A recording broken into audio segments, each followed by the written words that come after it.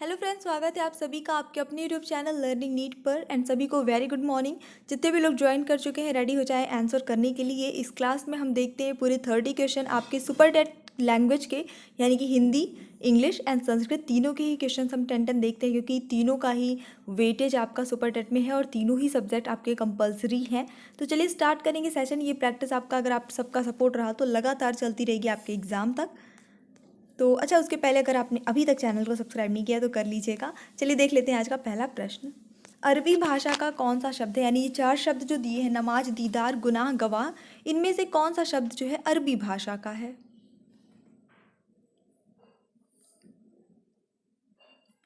तो यहाँ पे जो अरबी भाषा से शब्द आया है वो है आपका ऑप्शन नंबर सी, गुनाह जो है वो अरबी भाषा का शब्द हो जाता है। बिल्कुल। हाथ का मैल, इस मुहावरे का अर्थ क्या है? कीमती वस्तु, तुच्छ वस्तु, गंदा वस्तु, बेशकीमती वस्तु। हाथ का मैल, लोग कहते हैं ना, अरे ये तो हाथ का मैल है, मतलब करके। तो बिल्कुल यहाँ पे जो सही आंसर हो जाता है हाथ का मैल, इन द सेंस कि तुच्छ वस्तु के लिए हम ये मुहावरा जो है यूज करते हैं। बढ़ेंगे हमारे अगले प्रश्न की ओर। दानवीर में कौन सा समास है? बहुब्रीहि, अव्ययी भाव, द्वंद्व, तत्पुरुष।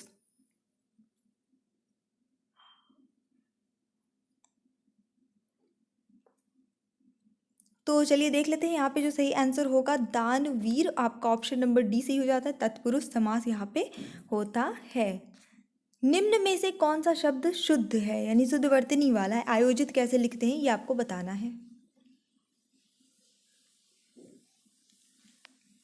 और बिल्कुल कोई डाउट नहीं, ऑप्शन नंबर सी यहाँ पे बिल्कुल सही उत्तर हो जाता है, सभी का सही ये वाला।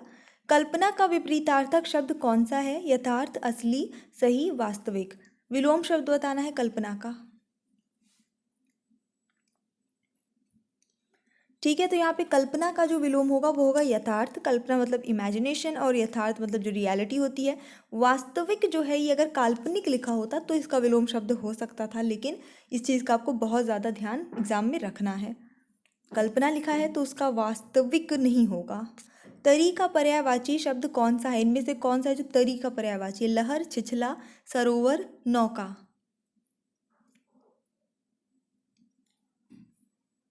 और सही उत्तर होता है आपका ऑप्शन नंबर डी, नौका। तरी का पर्यायवाची शब्द हो जाता है। नौका मीन्स सभी जानते हैं नाव।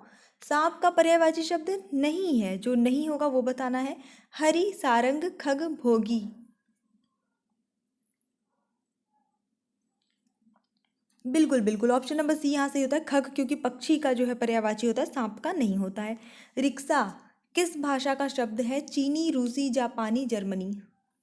रिक्शा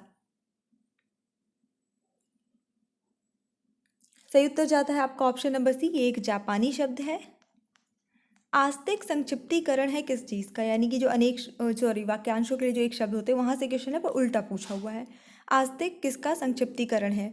विज्ञान के प्रति आस्थावान, ईश्वर के प्रति आस्थावान, परिवार के प्रति आस्थावान या प्रकृति के प्रति आस्थावान।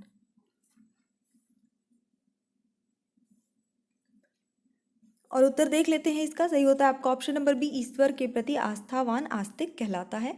अब यहाँ पे निम्नलिखित में से स्पर्श व्यंजन कौन सा है? ये आसान प्रश्न है, हिंदी में भी पूछा जाता है इस तरह का प्रश्न, और संस्कृत में भी, आपके संस्कृत के सिलेबस में भी आ जाता है।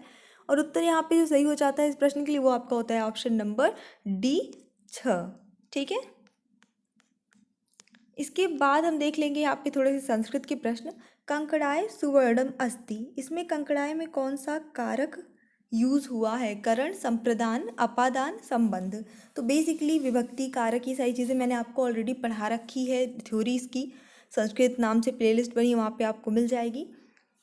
और वैसे भी आप विभक्ति रूप, शब्द रूप, ये सब चीज़ पहचानते हैं अगर थोड़ा बहुत तो गेस कर लेंगे।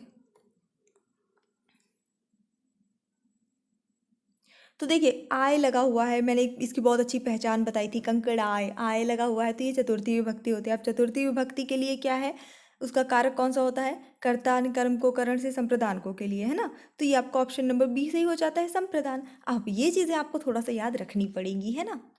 राम जाता है, इसका संस्कृत अनुवाद क्या होगा? रामः गच्छति, रामम गच्छति, रामः गच्छन्ति, रामाय गच्छसि।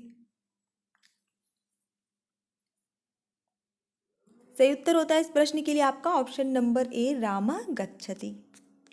निवला को संस्कृत में कहते हैं क्या? नकुलः, तरक्षुः, चित्रकः, मार्जारी।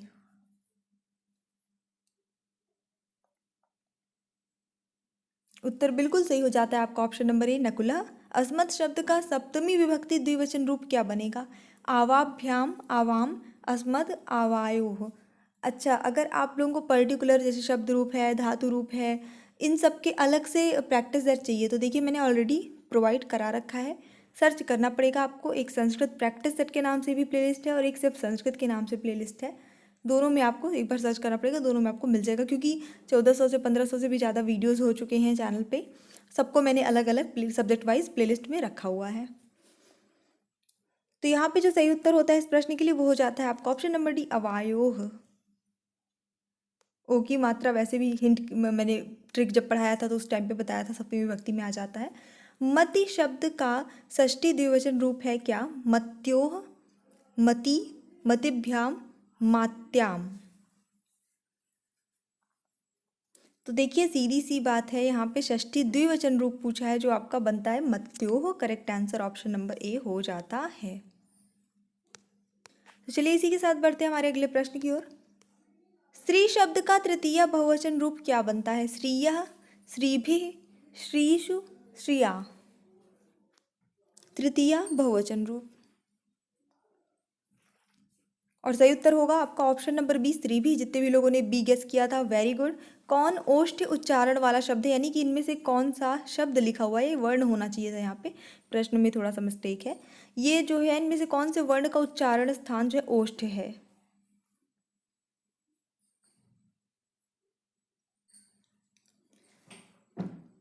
तो यहाँ पे जो सही उत्तर आता है वो बिल्कुल आपका ऑप्शन नंबर सी सही हो जाता है। भ है, उपपद मानीय नाम ओष्ठ है ना, सूत्र उसका हो जाता है। अगला देख लेंगे। झर प्रत्याहार में कितने वर्ण होते हैं? 23, 25, 27, 29। झर प्रत्याहार मतलब जो आप माहेश्वर सूत्र याद अगर आपने नहीं किया तो कर लीजिए, किया होगा। उसमें झ जहाँ से स्टार्ट होता है वहाँ से लेके और जहाँ पर र आपको मिलता है उसके बीच में कितने वर्ण आते हैं हलंत वाला लास्ट वाले वर्ण को छोड़ते हुए, ये आपको काउंट कर लेना है, वही आपका आंसर हो जाएगा। तो यहाँ पे सही आंसर होगा आपका ऑप्शन नंबर ए, 23। संस्कृत में कितने लकार होते हैं? 8, 7, 10 या 5?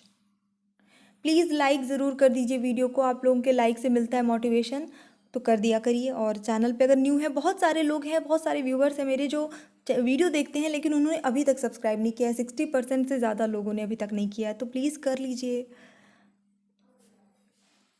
तो यहाँ पे जो सही आंसर होता है इस क्वेश्चन के लिए वो हो जाता है आपका ऑप्शन नंबर सी, 10 लकार होते हैं। कौन कौन से होते हैं ये मैंने थ्योरी में पढ़ा रखा है। काका में लिंग है कौन सा? स्त्रीलिंग, पुल्लिंग, नपुंसक लिंग? कोई नहीं।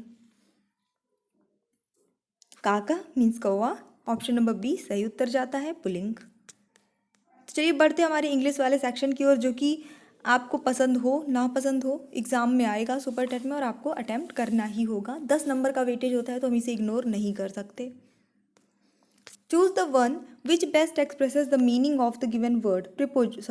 प्रपोजिशन लिखा हुआ है यहाँ पे, इसका आपको सिनोनिम बताना है यानी समानार्थी शब्द। तो प्रपोजिशन का मतलब होता है सुझाव, तो इसका पर्यायवाची शब्द जो है वो प्रपोजल हो जाता है। यहाँ पे जितने भी ऑप्शन उनमें हो जाता है प्रपोजल यानी प्रस्ताव। तो ये इसका मतलब कि नियरेस्ट मीनिंग में आ जाता है। नेक्स्ट देख लेंगे। ओके, यहाँ पे आपको इनडायरेक्ट स्पीच में लिखना है इस सेंटेंस को। He said babies drink milk. तो सिंपली आप ही सेड दैट तो लिख ही देना है आपको, ये तो आपको पता ही है, बहुत सारे दिन से ही हमारी क्लासेस चल रही है इंग्लिश की, तो ये चीज़ें आई थिंक क्लियर हो गई हैं।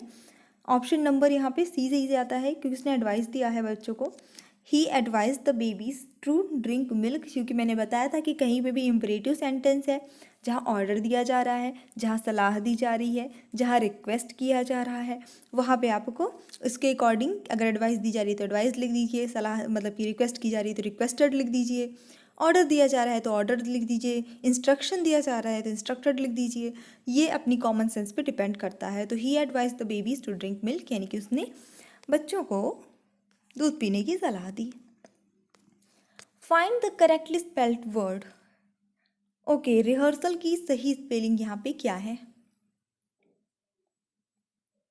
रिहर्सल का मतलब क्या होता है? पूर्व अभ्यास जो हम करते हैं किसी भी चीज़ का, कोई भी चीज़ हमें करना हो, कोई भी काम, उसका जो पूर्व अभ्यास करते हैं, पहले प्रैक्टिस करते हैं, उसे कहा जाता है रिहर्सल। एंड इसकी जो करेक्ट स्पेलिंग होती है वो होती है option number D, REHEARSAL। Rehearsal की करेक्ट स्पेलिंग ये है। So move to the next question. Choose the appropriate article in the given sentence. Rakesh gave me blank 100 rupee note. तो यहाँ पे आर्टिकल क्या आएगा? द, एन, अ, और अगर लगता है कि कुछ नहीं आएगा तो इट्स ओके, नो आर्टिकल। तो इसको मैंने पहले भी बताया है कि जब कभी भी रुपी नोट करके इस तरह से लिखा, तो भले ये 100 रुपए के नोट की बात हो रही है, लेकिन एक नोट की बात हो रही है। 100 रुपए की बात, रुपए तो एक नहीं है, रुपए तो 100 है ना, एक से ज़्यादा है, लेकिन ये नोट जो है वो एक है। यहाँ 100 रुपए की नहीं बल्कि 100 रुपए के नोट की बात हो रही है। तो नोट एक ही है, तो इस वजह से यहाँ पे आपका सिंगुलर काउंटेबल नाउन होगा, यानी कि ए एन का यूज़ आना चाहिए, द का यूज़ नहीं आएगा। और 100 लिखा हुआ है, इस वजह से हम ए का यूज़ करेंगे, एन लगाने की ज़रूरत नहीं है, कॉन्सोनेंट से स्टार्ट हो रहा है क्योंकि। यहाँ पे आपको बताना है करेक्ट फॉर्म ऑफ वर्ब क्या लगेगा। The furniture blank to be delivered today. Is to be और are to be, have to be और वर टू बी। तो the furniture is to be delivered today, ये करेक्ट हो जाएगा इसका answer. Fine, क्योंकि फर्नीचर जो है वो एक अनकाउंटेबल नाउन है बेसिकली, और यहाँ पे हम सिंगुलर वर्ब का ही यूज़ करते हैं। कुछ ऐसे नाउन होते हैं जो हमेशा सिंगुलर में ही रहते हैं। सीनरी है, मशीनरी है, ज्वेलरी है ना। ज्वेलरीज हम यूज़ नहीं करते हैं, ज्वेलरी, इंफॉर्मेशन, पोइट्री, ये सारे, इन सब के साथ आपको सिंगुलर वर्ब ही यूज़ करनी होती है। नेक्स्ट क्वेश्चन देख लेंगे। नाउ नेक्स्ट क्वेश्चन में आपको क्या करना है, विच वर्ड हैज़ प्रीफिक्स। इसमें बताना है कि कौन सा ऐसा वर्ड है जिसमें प्रीफिक्स यानी कि उपसर्ग लगा हुआ है। रिटर्न, कम, स्लीप और गो। प्रीफिक्स लगे होने का सबसे अच्छा सेंस ये है कि उस प्रीफिक्स को और उस जो आपका रूट वर्ड है उसको आप अलग अलग कर सकते हो। तो बिल्कुल यहाँ पे सीधे सीधे दिख रहा है, रिटर्न में लगा हुआ है री एंड टर्न। टर्न का भी अपना एक सेंस बनता है, अगर हम सिर्फ टर्न लिख दें तो उसमें आर ही लगा देते हैं प्रीफिक्स, तो बन जाता है रिटर्न, यानी कि चीज़ को वापस करना या वापस होना।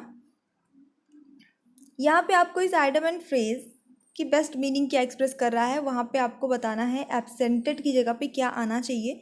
लगता है कि सब सही है तो डी वाला चूज कर लेना है। ही एब्सेंटेड from the meeting.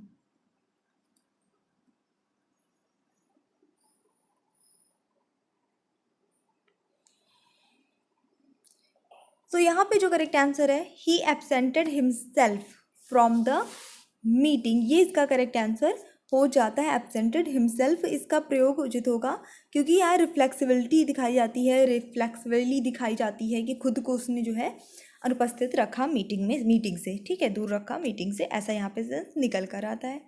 Opposite word बताना है प्रोफ्यूज का।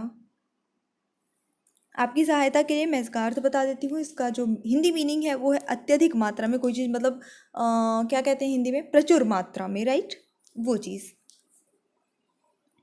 अपोजिट बताना है, विलोम शब्द बताना है, तो इसका सही आंसर हो जाएगा स्पाश। इसका अर्थ हो जाता है अल्प या कमी या अभाव, ठीक है, तो ये आपका सही आंसर होगा। वन वर्ड चूज करना है, an older women who is not married, यानी एक बहुत ज़्यादा एज की या बूढ़ी औरत जिसकी, जो कि शादी जिसकी नहीं हुई है, जिसने शादी नहीं की है। Divorcee, made, sphincter, window.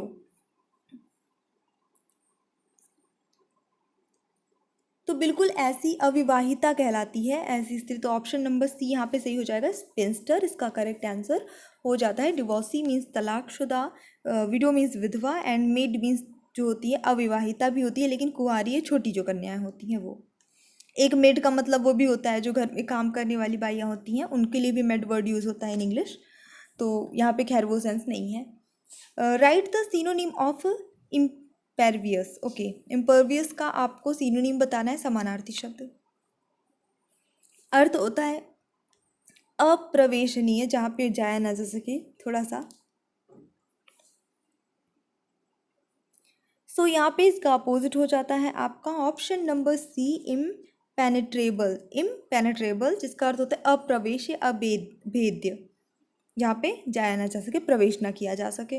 तो ये इसका बिल्कुल करेक्ट आंसर हो जाता है। सो ये हमारा छोटा सा सेशन था। कमेंट करके ज़रूर बताइएगा कितना सही हुआ है। आई जस्ट होप कि आपको पसंद आया होगा। पसंद आया लाइक करिए, शेयर करिए। सभी प्लेलिस्ट की लिंक ऑलरेडी दे रखी है मैंने डिस्क्रिप्शन में, फिर भी मैं कॉमेंट में पिन भी कर दूँगी, आप वहाँ से चेक कर लीजिएगा एंड चैनल को सब्सक्राइब कर दीजिएगा। So thanks for watching, keep studying and bye bye.